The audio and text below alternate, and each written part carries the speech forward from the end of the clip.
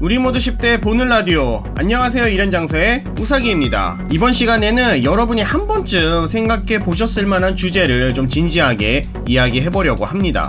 사실 얼마 전 회사에서 밥을 먹다가 동료들하고 이야기를 한 내용인데 은근히 재미있겠다 생각해서 이번에 고찰 주제로 가져와 봤습니다. 여러분, 정말로 손오공이 슈퍼사이어인이 아니었다면 나메크성에서 프리저를 이길 수 없었을까요? 결론부터 말씀드리자면 방법은 있을 것 같습니다. 하지만 상당히 복잡한 조건이 필요합니다. 그 방법이 무엇인지 궁금하시다면 이번 영상 끝까지 놓치지 마세요. 손오공이 최초로 슈퍼사이어인으로 변신을 했던 나메크성에서의 프리저와의 전투 기억하시죠? 여기서 손오공의 전투력이 최소 300만이라는 것이 공식 설정입니다. 슈퍼사이어인이 되기 위한 조건 중 하나가 전투력 300만이기 때문입니다. 프리저의 전투력은 약 1억 2천, 단순 계산으로 손오공의 40배입니다. 물론 손오공이 이때 딱 300만이라는 것도 말이 안 되고 300만 이상으로 봤을 때 프리저는 손오공의 최대 40배 강하다 정도로 생각하면 될 것 같아요. 여러분도 아시다시피 드래곤볼 세계관에서는 2배, 3배만 강해도 이미 넘사벽입니다.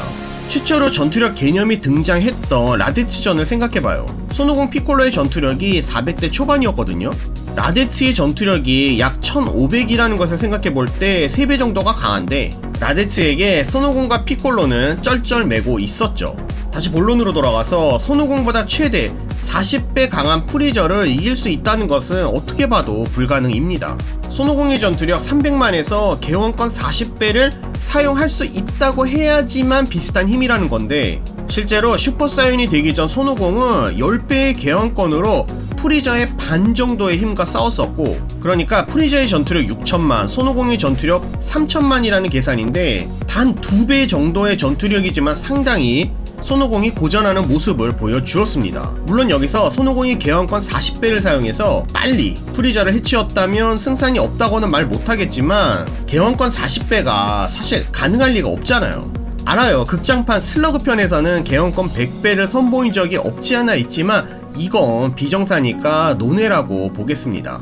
여담이지만 고찰 영상에서 자주 등장하는 댓글이 극장판에서는 이랬는데 저랬는데 하시는 분들이 계세요. 하지만 드래곤볼 Z 극장판은 기본 비정사이기 때문에 재미로 보는 것이지 설정은 그냥 참고 수준 정도로만 생각해 주셨으면 좋겠어요. 아니, Z 설정 가지고 온다고 하면은 프리저군이 그냥 나메크성에서 휘파람만 불면은 쉽게 드래곤볼을 모을 수 있었을 것 같은데 뭐 그런 것도 아니고, 손오공의 비장의 무기가 프리저편까지라면 개원권과 원기옥밖에 없지만 둘 다 프리저에게는 승산이 없는 기술이었습니다. 하지만 마지막 하나 남은 게 있죠. 맞아요, 드래곤볼 만화이기 때문에 드래곤볼이 있습니다.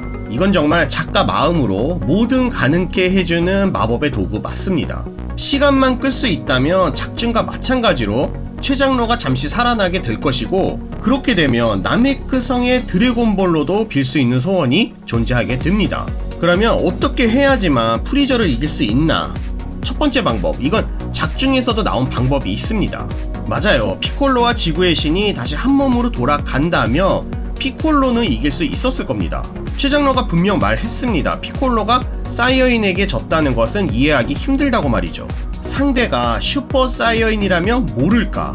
또 하나, 네일이 피콜로에게 자신의 몸을 주기 전에 이런 말을 했습니다. 프리저와 싸우고 알게 되었다. 피콜로와 신이 다시 한 몸이 된다면 프리저의 힘을 능가할 수 있다고 말이죠. 물론 네일이 프리저의 변신도 안 한 모습과 싸웠었고, 이때 네일이 프리저의 힘을 알면 얼마나 알겠냐 하실 수도 있지만 자신이 피콜로와 동화한다고 해도 프리저를 이길 수 없다는 것 정도는 알 수 있었어요. 실제로 피콜로와 네일이 동화를 하고 프리저의 노멀은 물론이고 처음으로 변신한 이 모습까지는 어떻게든 해볼 수 있었습니다. 아마도 최장로와 쭉 함께 있었던 네일이기도 하고 프리저의 본래의 힘이 어느 정도라는 것을 대강 듣고 알고 있었던 네일이 실제로 싸워보고 확신을 했다, 이 정도로는 생각할 수 있을 것 같습니다. 그렇기 때문에 네일이 말한 피콜로와 신이 다시 한 몸이 된다면 프리저를 능가한다는 이야기는 프리저의 마지막 변신까지도 예상을 하고 이야기한 것이라고 생각할 수 있지 않을까요? 그렇다면 지구의 드래곤볼로 신을 나메크성으로 이동할 수 있게 소원을 빌고 피콜로와 하나가 된다. 그리고 신과 한 몸이 된 피콜로가 프리저와 싸우는 거죠. 물론 손오공의 개왕권 서포트와 함께라면 제 생각에 승산은 있을 것이라 생각됩니다.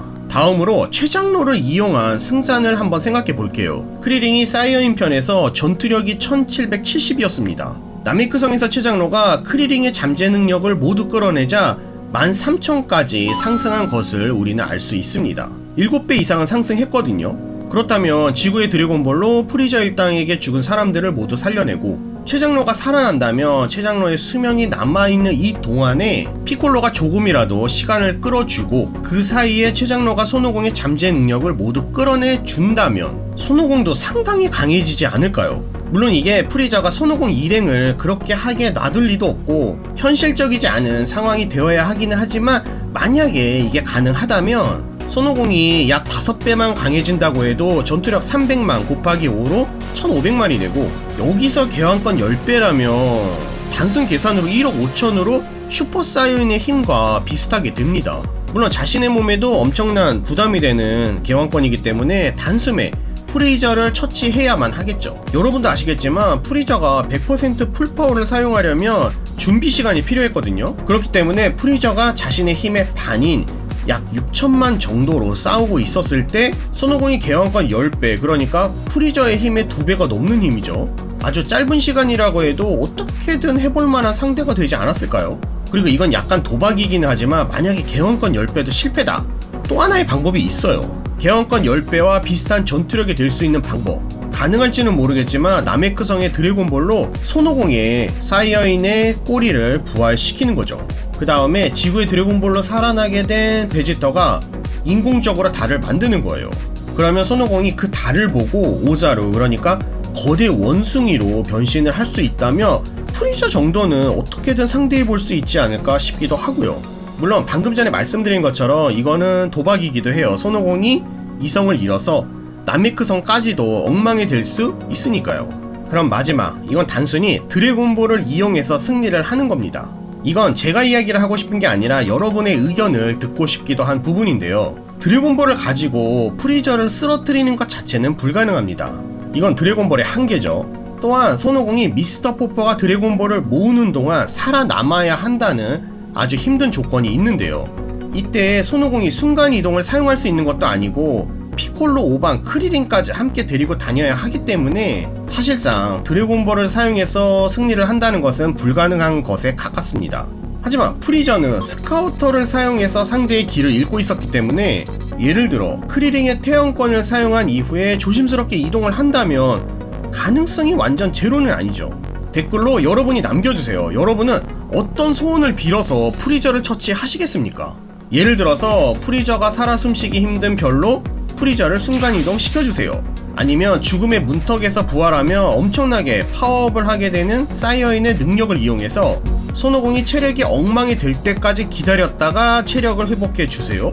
맞고 틀리고는 없습니다. 여러분이 어떤 생각을 하고 계신지 그냥 너무 궁금해서요. 상상력을 마음껏 펼쳐주셨으면 좋겠습니다. 우리가 나이가 들어도 드래곤볼은 정말 지인이나 친구들과 만나서 이야기를 하다 보면 시간 가는 줄 모르고 하게 되는 것 같아요. 여러분의 생각 기대하고 있겠습니다. 댓글을 통해 자유롭게 남겨주세요. 이번 영상 재미있으셨다면 좋아요, 구독이 아직이시라고요? 구독, 알림 설정 부탁드립니다. 또한 슈퍼땡스나 멤버십 가입을 통해 후원해주시는 모든 분들께도 감사의 말씀 드립니다. 주위에 드래곤볼을 좋아하는 지인분이 계시다면 이 영상 공유도 부탁드립니다. 저는 다음 영상에서 다시 찾아뵙겠습니다. 영상 시청해주셔서 감사합니다. 회사에서도 제가 드래곤볼 이야기를 많이 해서 그런지 드래곤볼을 좋아하는 것으로 꽤 알려져 있기는 한데요. 그래서 그런지 술자리에서도 요즘은 자연스럽게 드래곤볼 이야기가 종종 나오곤 합니다. 이 부분은 재미있다, 이 부분은 설정이 이상하다 등등 말이죠. 하지만 하나 놀랬던 부분이 확실히 제 또래들, 그러니까 30대 후반 이후 드래곤볼 슈퍼를 잘 모른다는 거예요. 슈퍼사이언 블루 같은 거 있지 않나요? 빨간 머리는 뭔가요?